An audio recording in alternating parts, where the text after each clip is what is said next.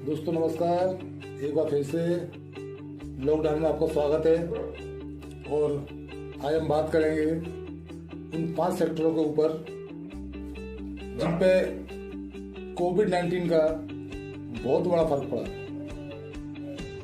वो क्या है, कौन से 5 सेक्टर हैं, इसका हम बात करते हैं आज। तो सर पहला सेक्टर है उसका जो बताने जा रहे हैं, माइक्रो स्मॉल मीडियम इंटरप्राइजेस। जो छोटे छोटे उद्योगपति हैं उनकी फैक्ट्रियों में ताला पड़ गया, क्योंकि बड़ी चीज यही बनती है जब छोटी छोटी फैक्ट्रियां से निकल के बाहर आता है माल। तो पहला सेक्टर वो यही है कि माइक्रो स्मॉल मीडियम एंटरप्राइजेस, इस कंपनी में ताला लग चुका है। बाद में क्या हुआ वो पता नहीं, और करोड़ों लोग, कई करोड़ इस सेक्टर से बेरोजगारी की तरफ आगे बढ़े हैं। अब बात करते हैं दूसरी जो कंपनियां हैं, जैसे कि हम बात करते हैं टूरिज्म, हॉस्पिटैलिटी, जिसको हम बोलते हैं पर्यटक अतिथि। अब उसका तो काम सबसे पहले ही खत्म हो गया था कि जो पर्यटक आते थे, यहाँ से जाते थे, टोटल खत्म है। और उसका शुरुआत भी सबसे बाद में ही होगी, जब इसकी महामारी को खत्म हो जाएगी, उसके बाद वो जाके सेक्टर काम करेगा। तो इस सेक्टर में भी 3 से 5 करोड़ नौकरियां करीब जा चुकी हैं। अब बात करते हैं हम सेक्टर 3। कौन सा सेक्टर, तीसरा सेक्टर कौन सा है? इसे बोलते हैं एविएशन डेवलपमेंट, एविएशन डिपार्टमेंट। ये डिपार्टमेंट कौन सा है? एविएशन डिपार्टमेंट है उड़ान विभाग। ये डिपार्टमेंट है उड़ान विभाग। अभी कापा इंडिया टूरिज्म कंसल्टेंसी फर्म है, जिससे कि फ्लाइटें सारी बंद पड़ी हुई हैं, कोई फ्लाइट नहीं उड़ रही है, अपनी जगह पर खड़ी हुई है। उसी प्रकार सिर्फ आज के टाइम में जो फ्लाइटें चालू हैं वो सिर्फ दवा के लेन देन के लिए है, बाकी सारी फ्लाइटें बंद पड़ी हैं। और पब्लिक ट्रांसपोर्ट पैसेंजर एक्टिविटीज सारी बंद है। तो और इस सेक्टर में कम से कम 5 से 4 करोड़ नौकरियां जा चुकी हैं। अब बात करेंगे चौथा सेक्टर कौन सा है हमारा। वो सेक्टर है हमारा ऑटोमोबाइल सेक्टर। सर बहुत पावरफुल है। आज हम मार्केट में घूमते हैं, फिरते हैं, टोटल जाते हैं ऑटोमोबाइल सेक्टर में घूमते हैं, और उसके जैसे बोलते हैं कि वर्कर, 2 व्हीलर 4 व्हीलर, इन कंपनियों में जॉब से खत्म हो चुकी हैं। और अभी हमारे बीच मारुति सुजुकी के चेयरमैन RC भार्गव हैं, उन्होंने बोला है कि छोटे उद्योगपति हैं, बल्ब, पिस्टन, प्लग, ये सब चीजें बन के तब मार्केट में आती हैं, तब एक बड़ी गाड़ी तैयार होती है। तो सर वो उद्योग तो खत्म हो चुके, तो इस पर इसका बहुत बड़ा फर्क पड़ा है। 5वीं चीज आती है real estate. Real estate sector जो है सर वो तो पहले खत्म हो चुका था, बाकी अब खत्म हो गया। तो कुल मिला के बात यह है कि लॉकडाउन के चलते इतने सेक्टर खत्म हो चुके हैं। साथ में जूते का व्यापार था अपना, जूते का काम टोटल अपना आगरा है, इसी से खा पी रहा है। आज जूते का काम बिल्कुल ठप हो चुका है, जो ऑर्डर थे वो ऑर्डर खत्म हो चुके हैं। कुल मिला के जूता काम इस समय ठप पड़ा हुआ है। तो सर बात करें बेरोजगारी की, तो बेरोजगारी तो चरम सीमा पर आ चुकी है। अब हम बात करते हैं अगर ऐसा है तो सॉल्यूशन क्या है इसका। तो मेन चीज आती है सर सॉल्यूशन की, कि सॉल्यूशन क्या है जिससे हम बचें। तो सर सॉल्यूशन उसका है हमारे पास, और वो सॉल्यूशन है, बड़ा जबरदस्त सॉल्यूशन है सर। उसके लिए हम अभी कहते हैं कि एक इंडस्ट्रीज रामबाण साबित हुई है इस कोविड-19 के चलते। जो आज भी चालू है, पहले भी चालू थी और लाइफ टाइम चालू रहेगी। इसका नाम है सर नेटवर्क मार्केटिंग। आज नेटवर्क मार्केटिंग आज भी चालू है, कल भी चालू थी और आगे भी चालू रहेगी। कुछ लोग घर बैठे हैं, दिक्कतों का सामना कर रहे हैं, सोच रहे हैं क्या हुआ क्या नहीं हुआ, लेकिन नेटवर्क मार्केटर जो भी है नेटवर्कर वो अपना घर बैठ के बिजनेस को आगे बढ़ा रहा है। तो आज के टाइम अगर देखा जाए तो कपड़े का बाजार बंद हो चुका है, जूते का बाजार बंद हो चुका है, जहाज बंद है, ट्रेन बंद है, बसें बंद है, ऑटो बंद है, रिक्शे बंद है, सब टोटल बंद है। चालू है तो सिर्फ network marketing, direct selling, MLM, multi level marketing. तो सर ये एक ऐसा बिजनेस है आज भी बाहें फैला करके खड़ा हुआ है, आओ और ज्वाइन करो। इससे बेहतरीन व्यवसाय कोई हो ही नहीं सकता कि और मैन्युफैक्चर टोटल इस समय बंद है, लेकिन एक इंडस्ट्री आज भी ऐसी है जो लोगों को रोजगार देने के लिए तैयार खड़ी है। घर बैठे वर्क होम कर रहे हैं, नेटवर्क मार्केटिंग जो नेटवर्क कर रहे हैं, नेटवर्क मार्केटिंग में घर बैठकर वर्क होम कर रहे हैं, सीख रहे हैं, सिखा रहे हैं, ट्रेनिंग दे रहे हैं और उनका बिजनेस भी चालू है। तो नेटवर्क मार्केटिंग की सर ये पावर है। अब हम बात करते हैं नेटवर्क मार्केटिंग में कुछ लोगों का क्या है कि बोलते थे कि चेन सिस्टम है, ये जोड़ने का धंधा है, ये ऐसा है, ये वैसा है, लेकिन मैं आज आपको साबित कर दूं पूरी चेन जो फैली हुई है ऑल वर्ल्ड, ट्रेन, फ्लाइट, बस, दुकान, बाजार टोटल बंद है, लेकिन चैन नहीं टूट रही। तो मेरी समझ में सर आ गया कि इससे बढ़िया धंधा हो ही नहीं सकता। एक बार चैन बना ली और चैन बन गई तो लाइफ टाइम लोग तोड़ने के बजाएंगे, टूटेगी नहीं। तो मैं आपसे यही कहूंगा कि जो बिजनेस हमारा है नेटवर्क मार्केटिंग का जबरदस्त है और आज उसकी वैल्यू लोगों को मालूम पड़ी है। इसलिए मैं कहता हूं कि नेटवर्क मार्केटिंग जो बिजनेस है उसको हर व्यक्ति को करना चाहिए। और रही बात सोशल डिस्टेंसिंग की, तो उसमें क्या होता था, हमने किसी को फोन किया, सर हमारा एक बिजनेस है, तो चला गया कहाँ, सोशल डिस्टेंसिंग में सर।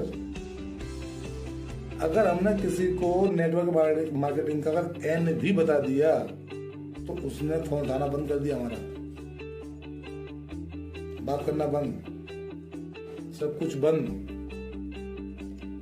अब क्या करें, उसको ऐसा लग रहा है पता नहीं हमने ऐसा कोई जग लूट लिया, उसमें क्या मांग रहे हैं पता नहीं, उसका मकान नाम कर रहे हैं, क्या कर रहे हैं समझ में नहीं आ रहा।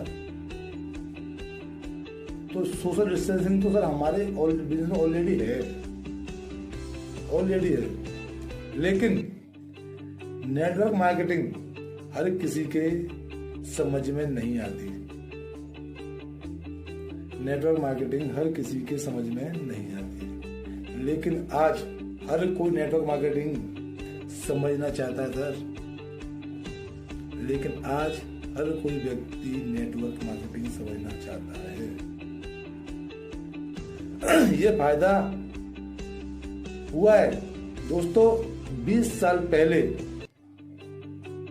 इसको इतना लोग नहीं समझते थे, लेकिन समझते थे, लेकिन जो नहीं समझते नहीं समझते थे। लेकिन आज इसकी कदर समझ में आई है। लोगों को फोन आते हैं, सर वो बिजनेस था बता रहे थे चैन वाला नेटवर्क मार्केटिंग का, वो क्या है समझाओ जरा। तो आज फोन ऑटोमेटिक आ रहे हैं, क्यों, धंधा नहीं है, सब कुछ बंद है। वो देखते हैं ना डीपी पे, फेसबुक पे कि प्याउड बनना है, सब कुछ है, तो फोन भी करते हैं। तो मैं बताना चाहूंगा कि लोगों के पास सर सिर्फ इंफॉर्मेशन है। क्या है सर, इंफॉर्मेशन। नॉलेज नहीं है। अगर उनको सही नॉलेज दी जाए और वो सही नॉलेज लेके सही काम करें तो अपने आप में बहुत बड़ा काम, बहुत बड़ा मुकाम हासिल कर सकते हैं इस नेटवर्क मार्केटिंग से।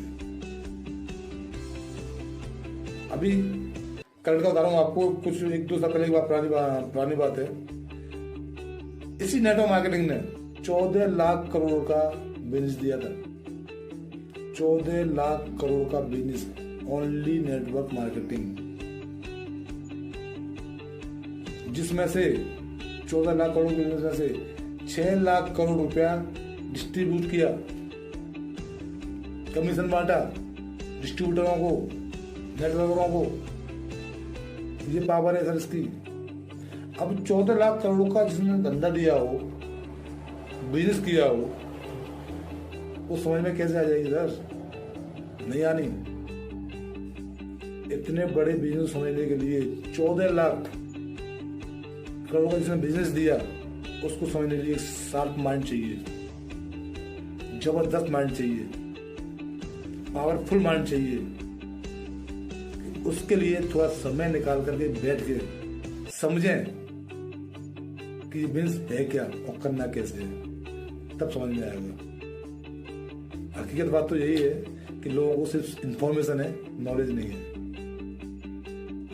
तो नॉलेज लेना बहुत जरूरी है, लेकिन इससे बेहतरीन बिजनेस ना तो मार्केट में आज तक आया है और ना ही आएगा। आज चालू आज भी है, आज चालू आज भी है।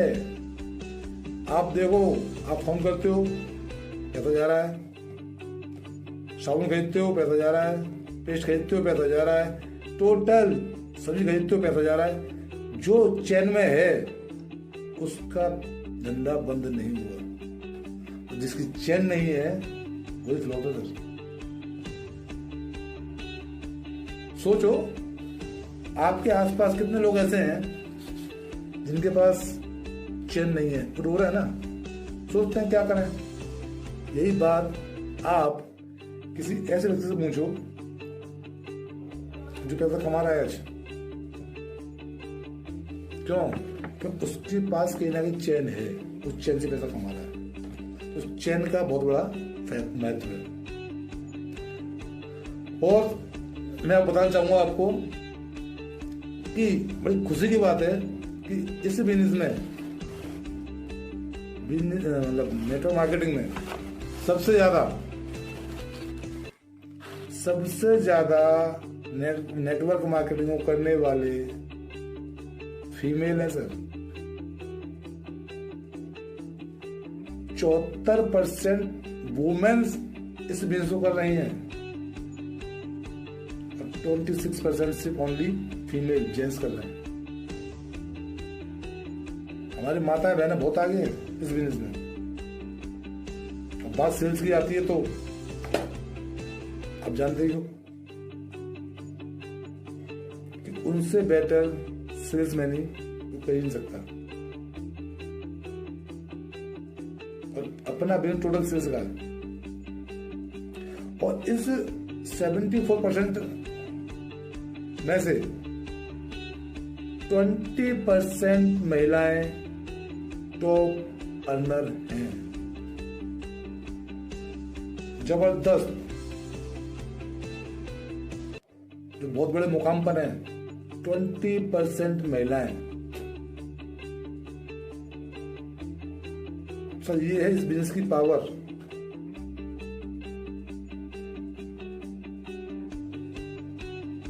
और जब तक हमको हमारी पावर पता नहीं पड़ेगी कुछ नहीं कर पाएंगे। तो सबसे पहले आपको अपनी पावर को पता करनी है कि हम क्या कर सकते हैं।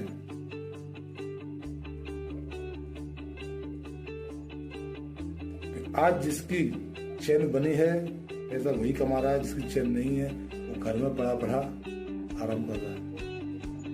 लेकिन जो चल रहा है वो सिर्फ और सिर्फ नेटवर्क मार्केटिंग। यही चालू है और यही चालू रहेगी। हम लोग बताते थे इससे पहले, लॉकडाउन से पहले कि अमेरिका के जो राष्ट्रपति हैं डोनाल्ड ट्रंप, उनके फाइनेंशियल एडवाइजर हैं रॉबर्ट कियोसाकी। तो उन्होंने एक किताब में लिखा था कि 2016 जो मंदी आएगी वो जबरदस्त होगी। लोगों ने माना चलो 16 में आ गई ठीक है, लेकिन 16 के बाद चल तो आज भी रही है मंदी। लेकिन उन्होंने बोला कि 16 के बाद में मंदी खत्म नहीं होगी, आर्थिक स्थिति आएगी वो खत्म नहीं होगी, जो जीडीपी आएगी वो खत्म ऊपर नीचे गिरेगी। आप सोच नहीं सकते हैं जो उन्होंने बोला 2035 तक ये स्थिति ही रहेगी। अब जिस व्यक्ति ने 16 की भविष्यवाणी कर दी और 35 तक कर दी तो कुछ तो उसमें है ना। तो जानकारी कैसे मिली? घर में किताब पढ़ने से, बैठ करके नॉलेज लेने से, ट्रेनिंग लेने से तो चल रहा है ना बिजनेस।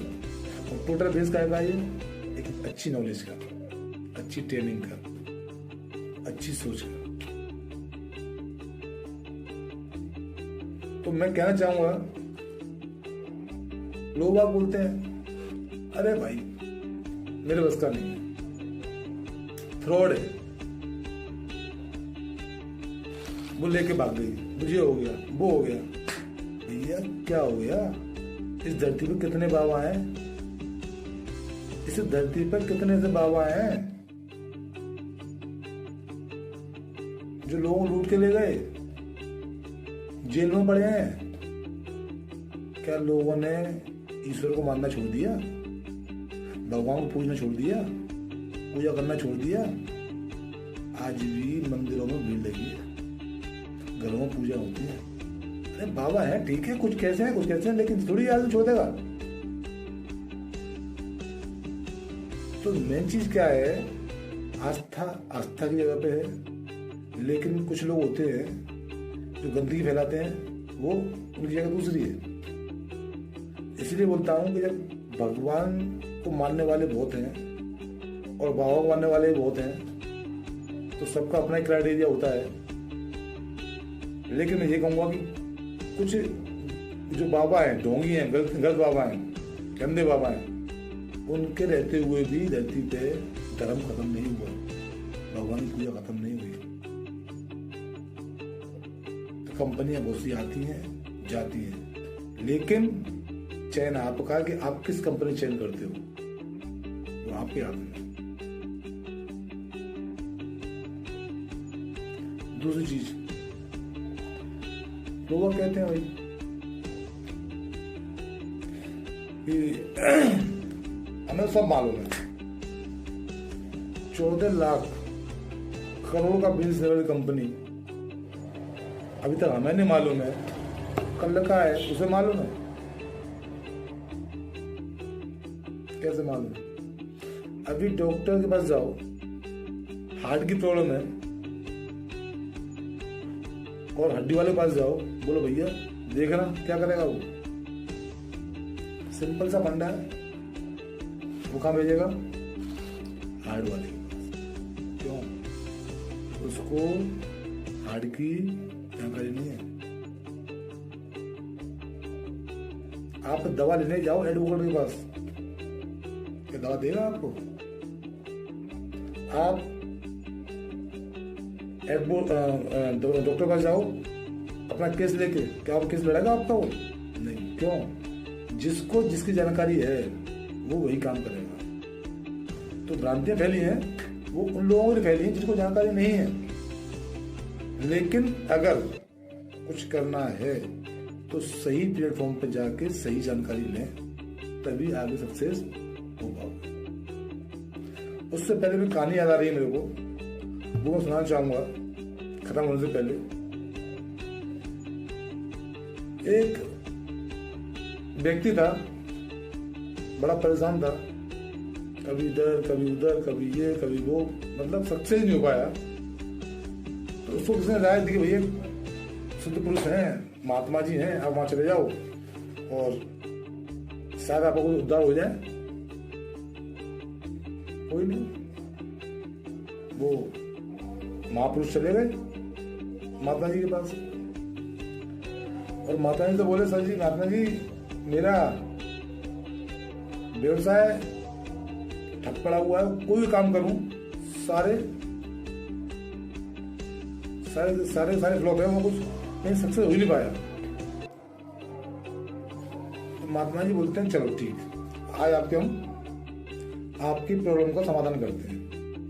बोले गुरुजी बड़ी कृपा होगी आपकी, अगर ऐसा कर दो तो कोई नहीं। तो गुरुजी महात्मा जी उसे लेके गए बगीचे में। बगीचे में भैया फुलवारी फूलों की, तो खड़ा कर लिया बगल में।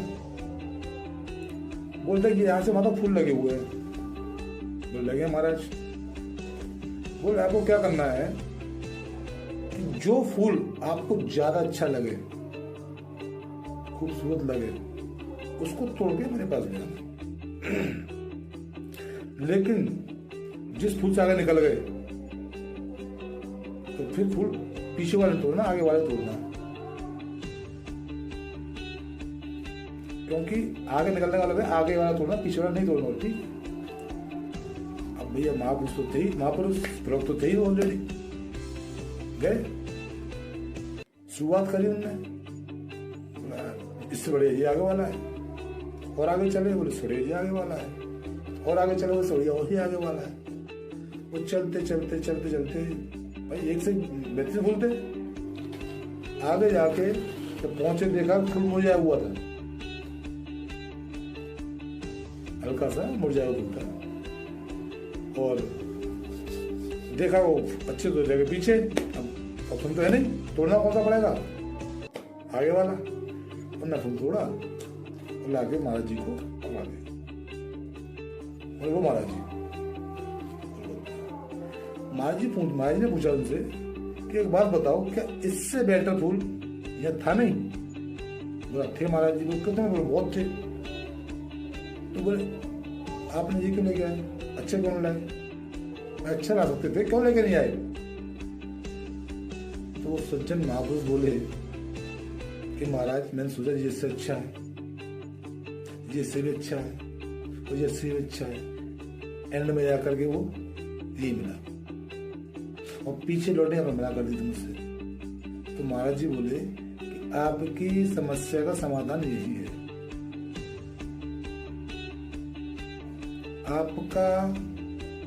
आपकी समस्या है वो यही है, और इसके दो कारण हैं। एक तो आप डिसीजन मेकर, मतलब आप डिसीजन लेने में समर्थ नहीं है, असमर्थ है, और क्विक डिसीजन मेकर नहीं हो, आप तुरंत डिसीजन लेने वाले नहीं हो, क्योंकि आपका दिमाग सोचने लगा हुआ है कि ये अच्छा है, ये अच्छा है, ये अच्छा है, ये अच्छा है। हाथ में क्या आया? मुरझा हुआ फूल। अगर पहली बार में, दूसरी बार में डिसीजन सही ले लेते समय पे, तो आज अच्छा फूल हाथ में होता और आपका उद्धार होता। आप भटक क्यों रहे हो कि आप सही डिसीजन नहीं ले पा रहे। तो इसी के साथ अपनी वाणी को विराम दूंगा। नेक्स्ट वीडियो मिलता हूँ आपसे आके। आज के लिए धन्यवाद।